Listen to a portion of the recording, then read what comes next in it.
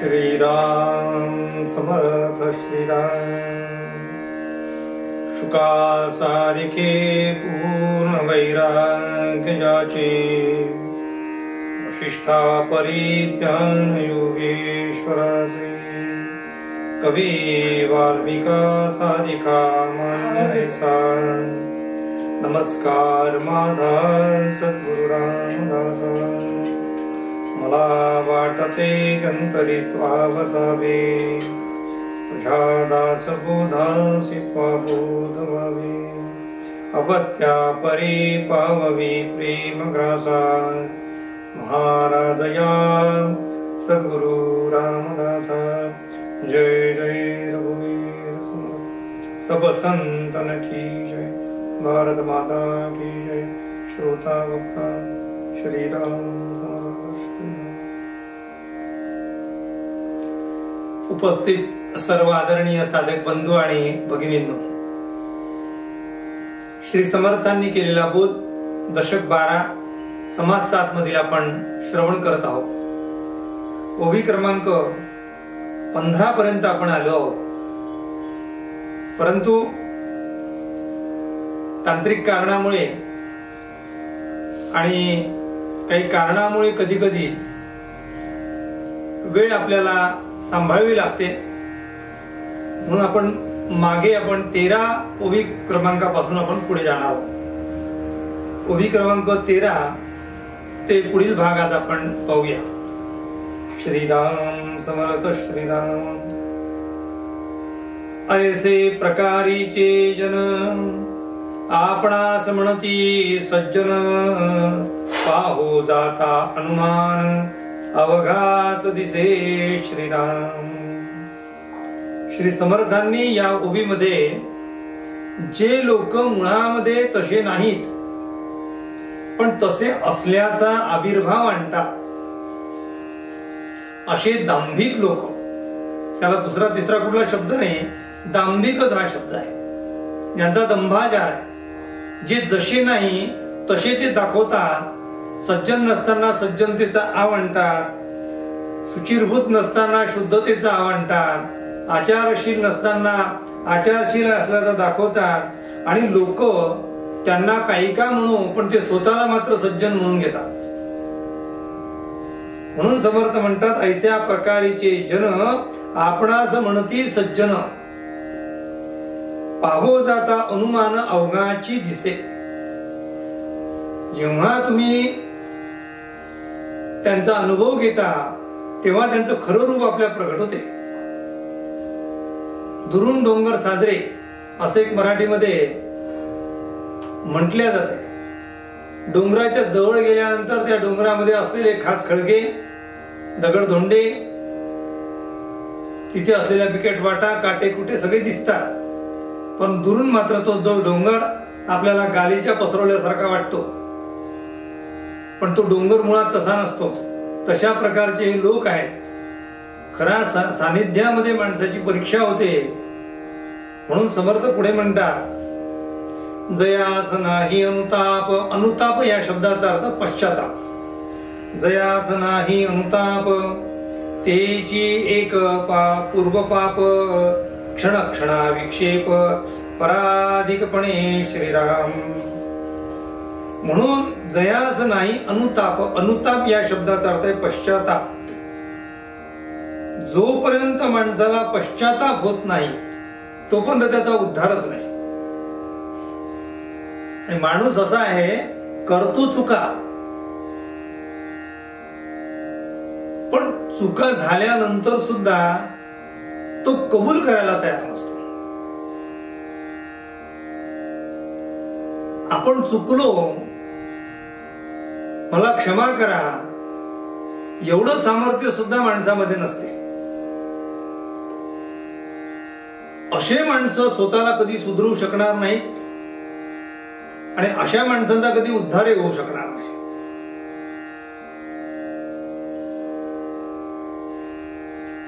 म्हणून पश्चाताप याचा अर्थ प्रायश्चित्त। आपल्याला वाईट वाटलं पाहिजे, आपल्याकडनं चूक झाली आहे याचा खेद वाटला पाहिजे, आणि तो खेद वाटून नुसता चालणार नाही, तो वाटल्याबद्दलची क्षमा याचना समोरच्यावर केली पाहिजे, ती त्याच्या अंतःकरणासाठी नाही, माझ्या अंतःकरणाच्या शुद्धतेसाठी आहे. कोणी आपल्याला क्षमा मागतो, यामध्ये त्याचं चुकलं असते असा अर्थ अभिप्रेत घेऊ नये. त्याचं चुकत नसते कधी कधी, पण क्षमा मागितल्यामुळे त्याचं जीवन जर सुखी होत असेल तर त्याने क्षमा मागायला हरकत नाही. समोरच्याने क्षमा केली काय आणि समोरच्याने क्षमा नाही केली काय, काही त्याने परिणाम होणार नाही. क्षमा मागणे हा आमचा धर्म आहे. क्षमा करणे की न करणे हा समोरच्याचा धर्म आहे. मी माझ्यासाठी, माझ्या शुद्धतेसाठी मी माझी बाजू सेफ केली पाहिजे. कोरोनाने शिकून दिलेला आहे, दुसऱ्यांचे हात स्वच्छ असले पाहिजे. आम्ही कशाला भानगडीत पडू, मी माझे हात स्वच्छ ठेवले पाहिजे. वस्तू, कोणत्या वस्तूला हात लागला ती वस्तू चांगली आहे का याचा विचार करण्यापेक्षा आम्ही आमचे हात 10 वेळ धुवावे, म्हणजे मला शुद्धता प्राप्त होईल. तसं अंतःकरणाची शुद्धता आहे. जप, तप, योग, याग, अष्टांग योग दिलेले आहेत, 9 भक्ती दिली आहेत. काय कशासाठी आहेत या? नुसतं करण्यासाठी आहे का? खरं सांगा, कशासाठी केल्या असतील या करण्यामागचा उद्देशच आहे की आमच्याकडे जे कोणते दुर्गुण असतील ते दुर्गुण दूर झाले पाहिजे. माणूस असा लबाड आहे, असा खट्याळ आहे आणि असा नाठाळ आहे की त्याचे दुर्गुण तो झाकून ठेवतो आणि मी सद्गुणाचा पुंज आहे असा सगळ्यांना मुखवटा दाखवत राहतो. त्यामुळे जगाचं किती नुकसान होते हे पाहू नका. सगळ्यात जास्त नुकसान तो स्वतःच करतो. जसा विद्यार्थी शिक्षकांना फसवतो, काल मला बरं नव्हतं म्हणून मी या शाळेत आलो नाही, आज माझा पेनच नाही म्हणून मी लिहिलं नाही, काल माझं पुस्तकच हरवलं म्हणून मी आणलं नाही, काहीतरी कारण देऊन आपल्या अभ्यासाला तो फाटा देतोय. इथे गुरुजींना फसवतो, विद्यार्थ्यांना फसवतो, आईवडिलांना फसवतो. नुकसान कोणाचं आहे सांगा?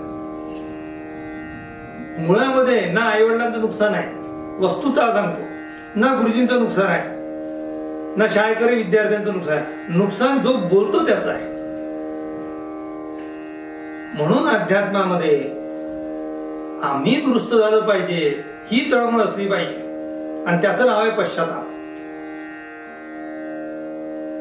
आणि माणसाला पश्चाताप होत नाही याच्यासारखी वाईट गोष्ट नाही आहे. सकाळ संध्याकाळ भगवंताला शरण गेलं पाहिजे, त्याला नमस्कार केला पाहिजे. कशासाठी केला पाहिजे? काही मागण्यासाठी का नाही. सकाळी उठल्याबरोबर आम्ही नमस्कार करतो की दिवस निघाला आहे, माझ्याकडनं काही चूक होऊ देऊ नको. आणि संध्याकाळी झोपताना नमस्कार यासाठी केला पाहिजे की दिवसभरामध्ये माझ्याकडनं काही चुका झाल्या असतील अनावधानाने, तर त्या चुकीबद्दल भगवंताजवळ क्षमा याचना करायची. अर्थात ती चूक जर झालेली आहे, जर लक्षात आलं असेल तर ज्याच्या संदर्भात झाली असं वाटत असेल त्याची क्षमा मागावी. आणि जर ते लक्षात नसेल तर भगवंताजवळ क्षमा मागावी की क्षमा करावा, माझ्याकडनं झालं असेल नसेल मला माहित नाही, पण माझं अंतःकरण शुद्ध आहे. सगळ्यांबद्दल प्रेम आणि सगळ्यांबद्दल सारखा भाव हा ज्याच्या अंतःकरणात आहे त्याच अंतःकरणामध्ये भगवंत वास करू शकतो. नाटक करणाऱ्यामध्ये, आविर्भाव आणणाऱ्यामध्ये यांना कधी भगवंत पावणार पण नाही, कधी पावला पण नाही आणि पावतही नाही. साधू संतांना भगवंताची प्रगटीकरण का झालं? तिथे शुद्धता हे कारण आहे.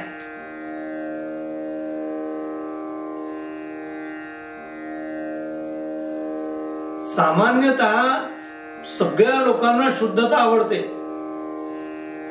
घाणेरडेपणा कोणालाच आवडत नाही. भगवंताला तरी घाणेरडेपणा कसा काय आवडेल तुम्ही सांगा मला. मग भगवंताला तर काया वाचा मने तिथे शुद्धता मानतात येते. सत्शील हा जो शब्द वापरला जातो किंवा शुद्ध चारित्र्याचा असा शब्द वापरला जातो, त्या ठिकाणी काया वाचा आणि मन या तीन बाबतीत जो शुद्ध आहे आणि त्यानंतर तो आचरण चांगलं करतो आहे त्याला सदाचारी असं म्हणतात. अशा सदाचाराला समर्थ म्हणतात सदाचार हा थोर सांडून येतो. असा जो सदाचार आहे असा सदाचार थोर आहे. कोण थोर आहे? तो सदाचार थोर आहे. सदाचार हा थोर सांडून येतो. जनी तो चितो मानवी धन्य होतो. म्हणजे मानवांमध्ये जर धन्यता प्राप्त करायची असेल तर सदाचार असला पाहिजे. आणि त्या सदाचाराचे मापदंड म्हणजे काया वाचा मने जो शुद्ध आहे त्याला सदाचारी म्हणायचं. म्हणून समर्थ इथे म्हणतात आहे जो अनुतापी आहे, ज्याला पश्चाताप होतो, तो आपलं अंतःकरण स्वच्छ करून घेत असतो. आपले कपडे खराब झाले, आपल्याला रोज धुवावे लागतात की नाही सांगा. आंघोळ रोज करावी लागते की नाही सांगा. सकाळी लवकर उठून दात रोज घासावे लागतात की नाही सांगा. केस रोज विंचरावे लागतात की नाही सांगा. बुटाला पॉलिश करावी लागते की नाही सांगा. या गोष्टी स्वच्छतेच्या बाह्य आहे.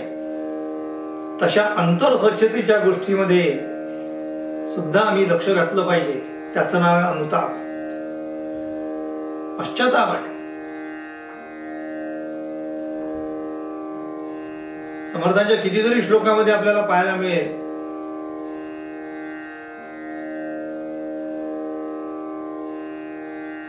हिनाहून मी हीन जैसा विकारी. समर्थ स्वतःला किती लहान समजतात. नवे कार्य करता भूमी भार झालो, तुझा दास मी व्यर्थ जन्मासी आलो. किती नम्रता आहे.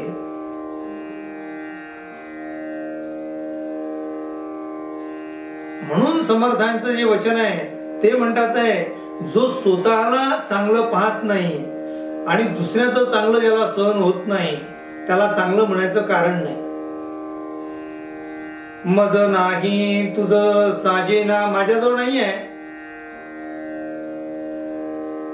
आणि दुसऱ्याजवळ असेल तर ते तुला चांगलं दिसत नाही असं म्हणून त्याला मोकळं होतं. म्हणजे नथ माझ्याकडे नाही आणि कोणी जर नथ घातली असेल तर ती तुला चांगली दिसत नाही असं सांगून मोकळं व्हायचं. म्हणजे ती पण घालणार नाही. स्वतःला घालायला आपल्याजवळ नाही आणि तिने घालू नये अशी काम नाही. मज नाही तुझ साजेना हे तो अवघे ठाऊका घे जना. खात्यास न खाते देखो सकेना ऐसे आहे श्रीराम.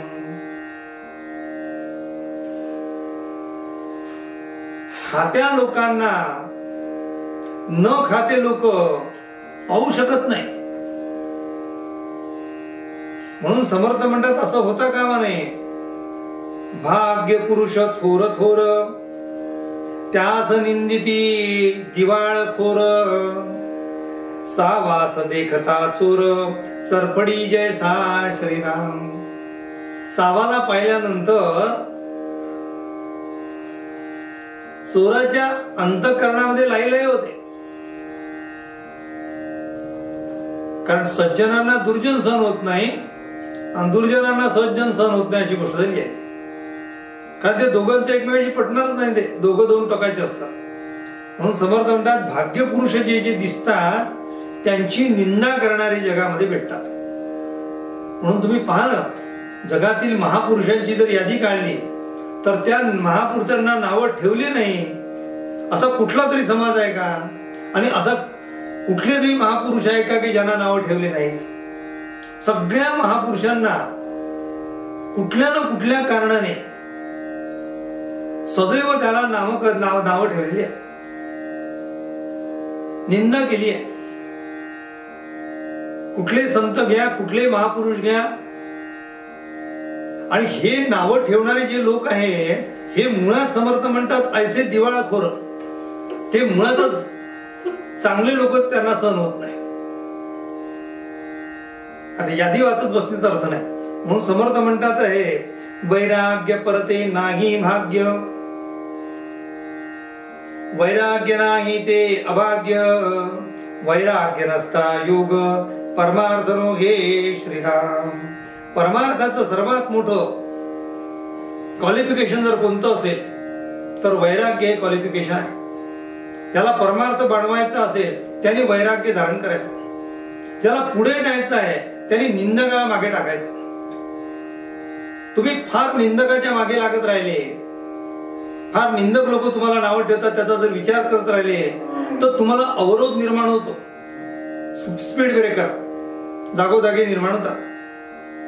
तसं करू नका, सोडून द्या त्यांना. हाथी चालत ओ अपने गतिमो, संत कबीरांचं वचन आहे. हाथी चालत ओ अपने गतिमो, कुत्रे भूकत भुकवा न दे, तू तो राम भजन जग लढवा दे. जाऊ द्या ना, बोलू द्या ना कोणाला. त्यांचं बोलणं ऐकून त्याला प्रतिकार करणे किंवा त्याला प्रतिसाद देणे यामध्ये त्यांचंच महत्व वाढवणे आणि तुमचं अवमूल्यन करून घेणे. कुठे विचार करता, सोडून द्या त्याला. ज्यांना सोडून देता येते त्यांचीच प्रगती होते, लक्षात घ्या. ज्यांना सोडून देता येत नाही, जे धरून ठेवतात, कवटाळून ठेवतात, मला असं बोलला होता ना, आता मी पाहिल. अरे काय सोडा, तू काय पाहत बसता. तुम्ही दुसऱ्याला त्रास देण्याचा विचार डोक्यातून काढून टाका. क्षमा करण्याचं शिका. उलट आमच्याकडनं चूक झाली असेल तर क्षमा मागा, पण काय करायचे ते करा. पण तुम्हाला तुमच्या प्रगतीला बाध्य येऊ देऊ नका. अडथळ्याची शर्यत तुम्ही पाहिली आहे, नसेल पाहिली तर जरूर पहा. मुलं मुली तरुण जेव्हा त्या अडथळ्या शर्यतीत तुम्ही भाग घेता तेव्हा कधी लांब खड्डा येतो, कधी उंच अशी गाडी बांधलेली असते, कुठेतरी काहीतरी अडथळा असतो. आणि धावत असताना त्या स्पीड मध्ये तो अडथळा पाहायचा आहे आणि अडथळ्यात अडकायचं नाही आहे आणि पलीकडे धावतही जायचं आहे. त्यावेळेस जे जे तुम्हाला योग्य वाटेल त्या त्या प्रकारे त्या अडथळ्याला पार करायचं आहे. म्हणून कधी तुम्हाला त्या दगडाला विळखा घालून जावं लागते, वळसा घालून जावं लागेल, किंवा त्या दगडावरून उडी मारावी लागेल. पण तुमचा मार्ग मात्र चालू ठेवावा लागेल. नदीने कधी असं म्हटलं का की मी हिमालयातून निघाली बाबा, पण सागराला मला जाऊन भेटायचं आहे, मला रस्त्यात कोणी अडथळा नको. कोणी अडथळा नसेल तर मी सागराला पोहोचेल, नाही तर मी इथेच मक्क बसून राहील. ती म्हणते ते सांगू नका, मला जायचं आहे. ती मी त्या दगडावर उडी मारून जाईल, दगडाला विळखा घालून जाईल, काम पडलं तर मी त्याच्यावर हवी होईल, तो ऐकत नसेल तर त्यालाही वाहून घेऊन जाईल, महापुरे झाडे जाती त्यालाही घेऊन जाईल, पण मी सागराला जाऊन पोचेल. हे सामर्थ्य फक्त महापुरुषांमध्ये असते. जिंजंतु नीती निपुणा यदिवा स्तुवन्तु, लक्ष्मी समागच्छतु वा यथेष्टम, अद्वैव वा मरणमस्तु, युगांतरे वा न्यायात पथ प्रविचरन्ति पदम न धीरा. काय अप्रतिम श्लोक आहे. निंदन्ति नीती निपुणा यदिवा स्तुवन्तु. जे लोक आपली निंदा करतात त्या निंदेला भीक घालूच नाही. निंदन्ति नीती, अरे ते निंदा करतात, किंवा काही लोक तुमची स्तुती करतात. लक्षात घ्या, तुमची स्तुती करणारे सुद्धा तुम्हाला अडथळा आणतात आहे, तुमची निंदा करणारे सुद्धा तुम्हाला अडथळा आणतात आहे. म्हणून फार निंदा करणाऱ्या लोकांच्या मागे लागू नका. आणि फार स्तुती करणारे जे लोक असतात ते सुद्धा कधी कधी तुम्हाला इतकी स्तुती करतात की त्याची प्रगतीच थांबून जाते. का स्तुती करताना त्या ऐकणाऱ्याला असं वाटत असते की आता मात्र मी खरंच मोठा झालो आहे, वा तुमच्यासारखं कोणीच नाही असं म्हणायला लागले की लोक आपला अभ्यास सोडून देतात. महापुरुष कसे असतात? निंदन्ति नीति निपुणा व्यधिवा स्तुवन्तु लक्ष्मी समा गच्छतु वा यथेष्टम. ज्यांच्याकडे पैसा आला किंवा पैसा गेला दुःख होत नाही, ते त्याच्यामुळे त्यांच्या जीवनात काही परिणाम झालेला नाहीये. म्हणजे नाथांकडे श्रीमंती होती आणि तुकाराम महाराजांकडे ओढवलेलं दारिद्र्य होतं. ओढवलेला शब्द का वापरला? कारण त्यांनी त्यांच्या जो होतं ते सगळ्यांना वाटून दिलं म्हणून. पण दोन्ही ठिकाणी त्यांना भगवत प्राप्तीमध्ये काही अडथळा आला का? नाही आला. गरिबीमध्ये सुद्धा आनंदाने राहणारे आहेत. आमचे राष्ट्रगुरु तुकडोजी महाराज म्हणतात आहे, राष्ट्रसंत, भूमीवरी पडावे ताऱ्याकडे पहावे प्रभू नाम नित्य गावे या झोपडीत माझ्या. झोपडीत असणारे लोक सुद्धा अत्यंत सुखी राहू शकतात. किंबहुना मी म्हणतो की ते जास्त सुखी राहू शकतात. याचं कारण काय? की त्यांना फार कशाची अभिलाषा नसते, फार महत्वाकांक्षा नसते. महत्वाकांक्षेपोटी माणसं स्वतःचं जीवन खराब करून टाकतात. अति महत्वाकांक्षा ही सुद्धा जीवाला घातक आहे. लक्ष्मी समा गच्छतु वा यथेष्टम अद्वैव वा मरणमस्तु युगांतरे वा. काही लोकांना फार कमी आयुष्य मिळालं. माऊलीने 21-25व्या वर्षी समाधी घेतली. आद्य शंकराचार्य कमी वयात त्याने देह ठेवला. जगद्गुरु तुकाराम महाराज 40 ते सदैव वैकुंठाला गेले. आयुष्य कमी मिळालं म्हणून त्यांची काही प्रगती कमी नाही झाली. अरे ज्या माणसाला 100 वर्ष आयुष्य जे मिळणार त्यापेक्षा म्हणजे तेवढं आयुष्य मिळाल्यानंतर जे कमवता येणार नाही ते 40 वर्षात कमवून टाकलं. ते 20व्या वर्षी कमवलं. नाही तर युगानुयुगे जन्म घेत राहतो, ऐसे अनेक जन्म होतात, तरी सुद्धा आपल्याला त्यांची उंची गाठता येत नाही.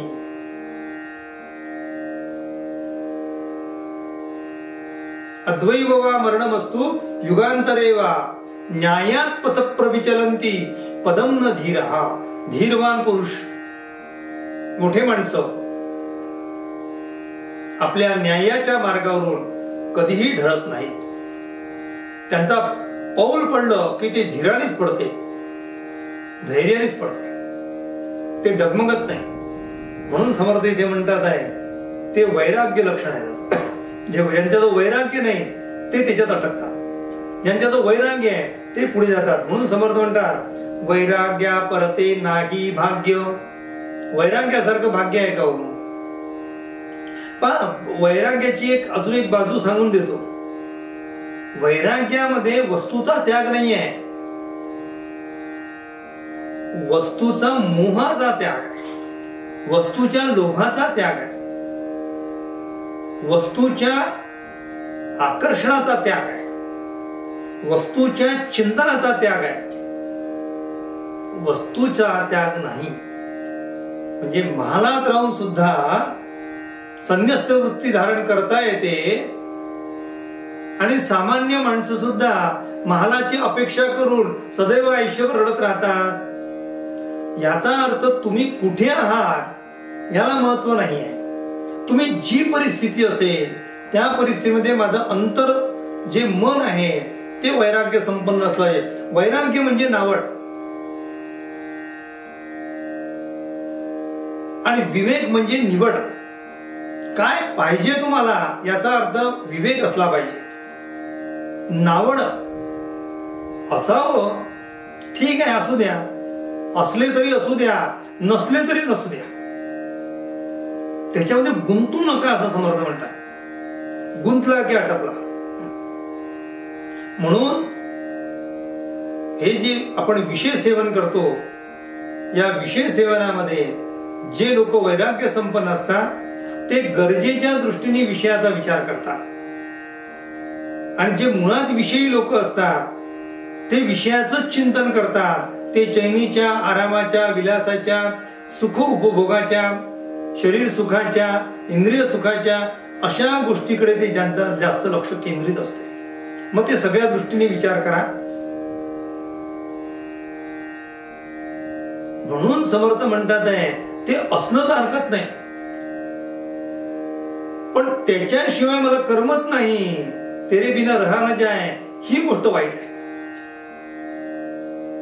आणि तशी जर गोष्ट झालीच ना तर भगवंताबद्दल म्हणा तेरे बिना रहा न जाए.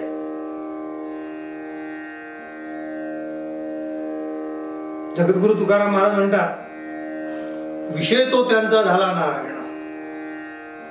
त्यांचा विषय जेव्हा नारायण होतो, तेरे बिना म्हणजे तुझ्याशिवाय राहू शकत नाही. प्रेम गली अति साखरी, दुजा समानच आहे. हिराबाई म्हणते ती इतकी बारीक गल्ली आहे प्रेमाची. भगवंता तुला आता मी त्याच्यात बसवून घेतलंय, आता दुसरी वस्तू त्यात बसायला जागाच नाहीये. भगवंतानी ती जागा पूर्ण व्यापून टाकली आहे, आता भौतिक वस्तू त्यात बसूच शकत नाही. हे वैराग्य आहे. म्हणून समर्थ म्हणतात, वैराग्या परते नाही भाग्य, वैराग्य नाही ते अभाग्य. मानव जन्माला आला आणि षड विकारांमध्ये अडकला, षड रिपूंमध्ये अडकला की तो मनुष्य वाया गेला म्हणून समजायचं.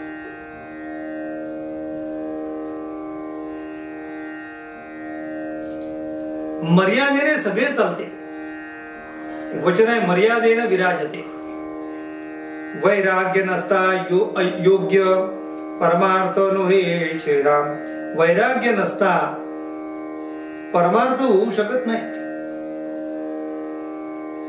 मला भगवंतही पाहिजे, मला प्रपंचही पाहिजे, हे कठीण आहे.